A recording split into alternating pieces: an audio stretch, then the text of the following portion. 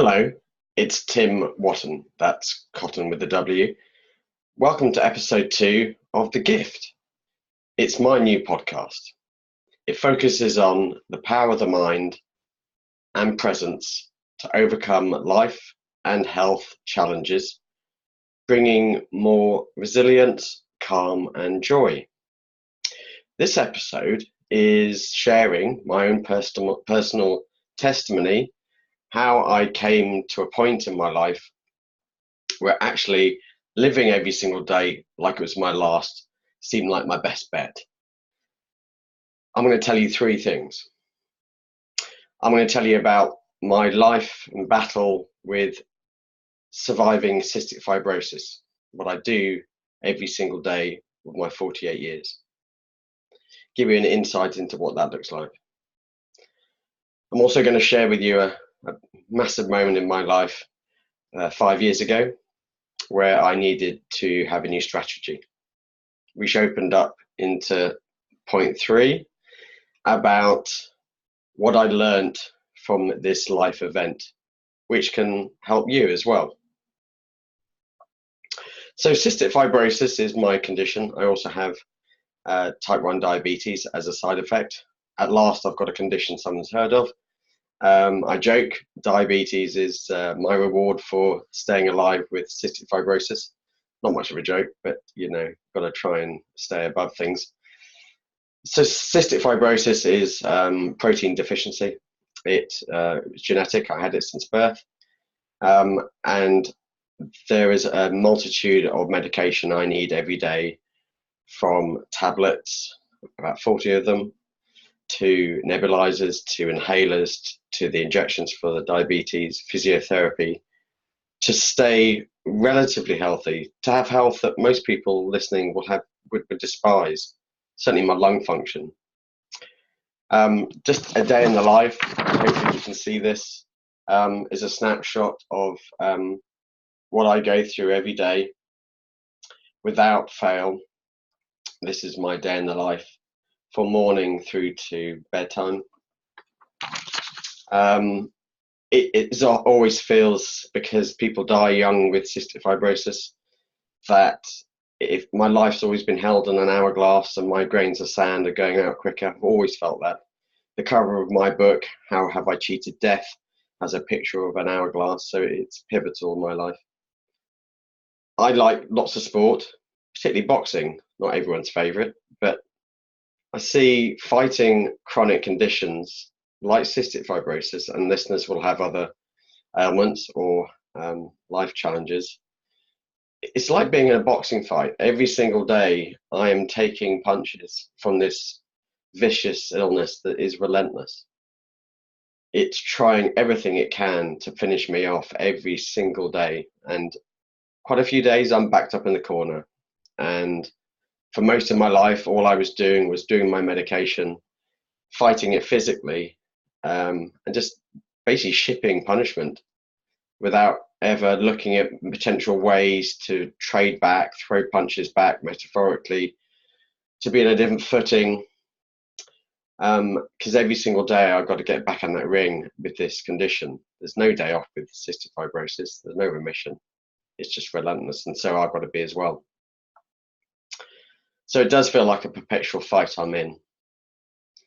So what happened 5 years ago? Why was it so pivotal to my life?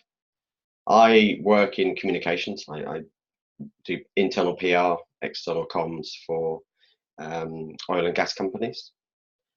And 4 or 5 years ago, I left a permanent role with sick pay and holiday to go freelance. Now, for somebody aged 43 with a chronic life illness, that was a pretty suicidal move. To give up sick pay, holiday pay, and be healthier than I had been to even make it as a freelancer. Was I asking for a quick death certificate with that? I'm not sure, but I needed and felt the desire to go down a different path with work, maybe look for new challenges.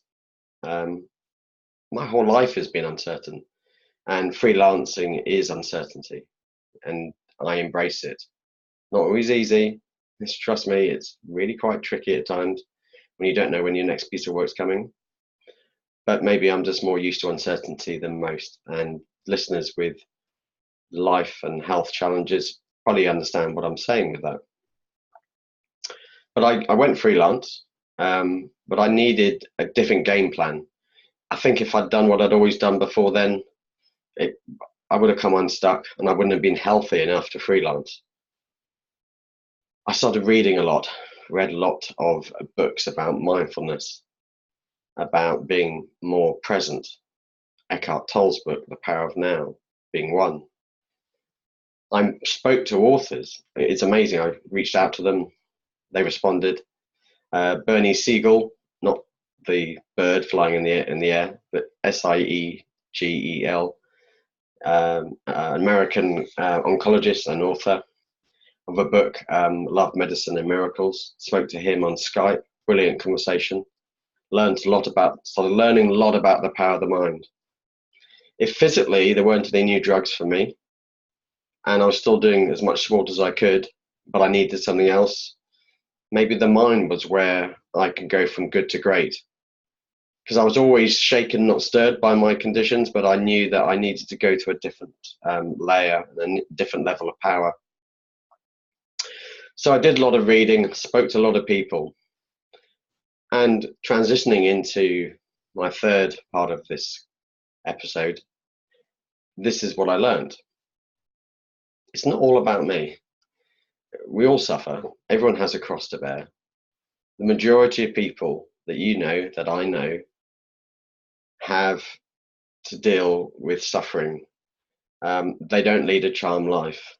But at some point, we all come up with situations that we cannot control, whether that be redundancy, ill health, loss of loved ones.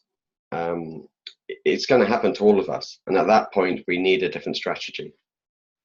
I also learned that actually people do actually live a lot of their time on this earth probably just going through the motions a bit, on autopilot, not fully conscious of what they're thinking, what they're doing. It's a bit of a slave to the rhythm.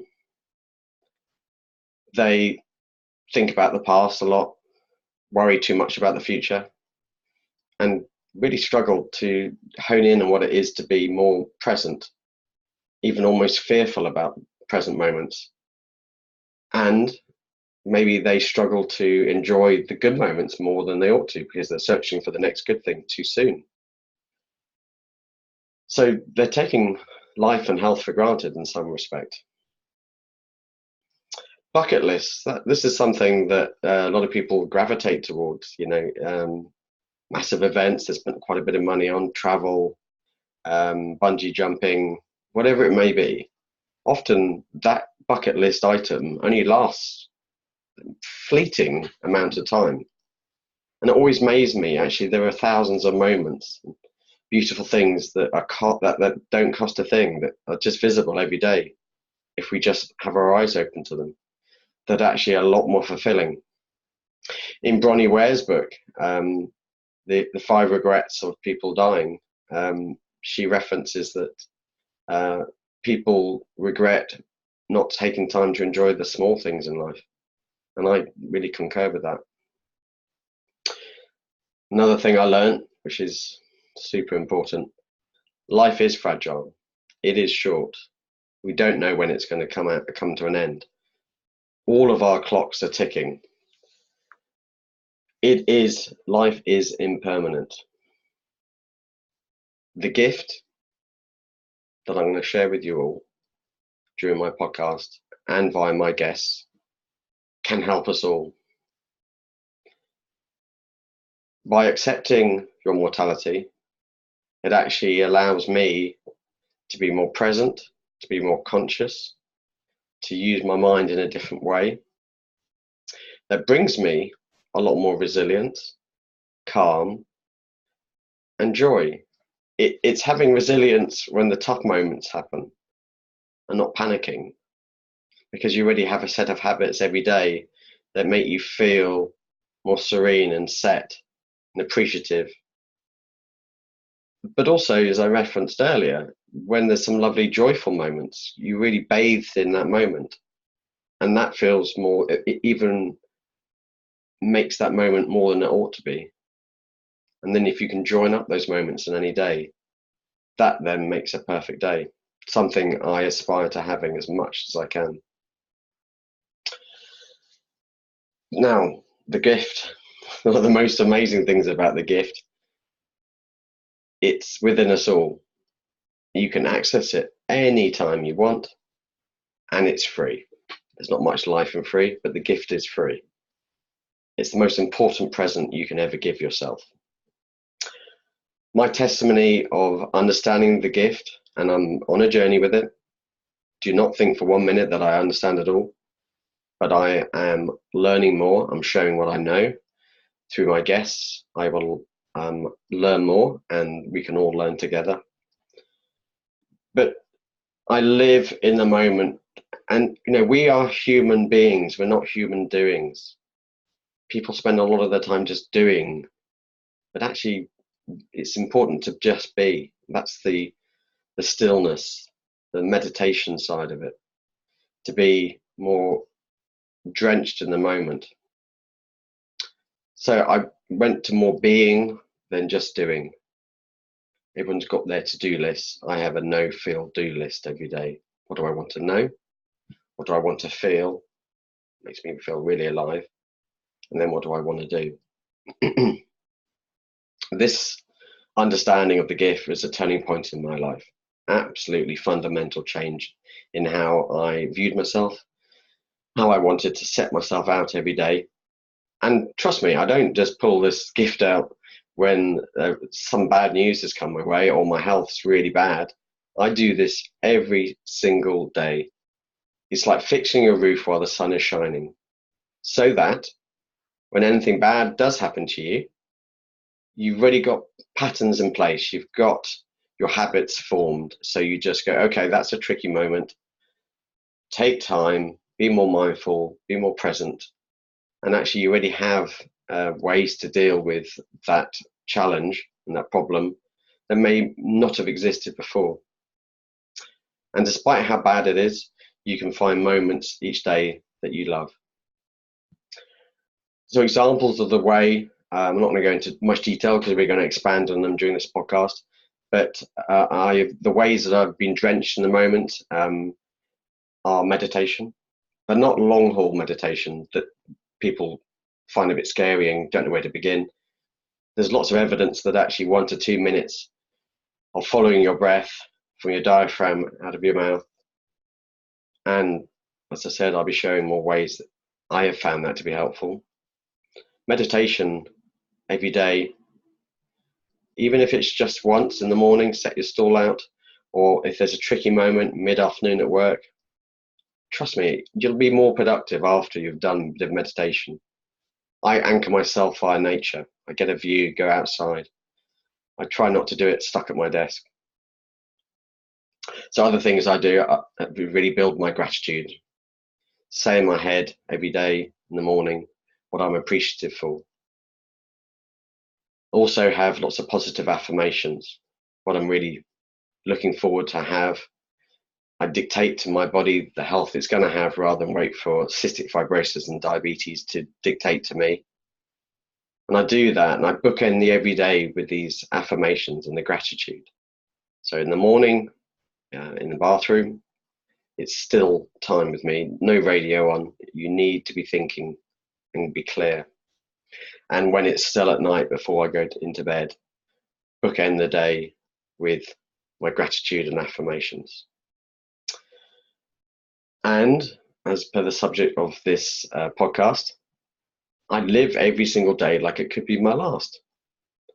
Now, if you do that, if you think I'm only going to get one X date of July 2019, that feels pretty special. I'm going to go after this day. What am I going to do? What am I going to dress? I'm going to wear my nicest outfit. I'm going to really make that day feel very special.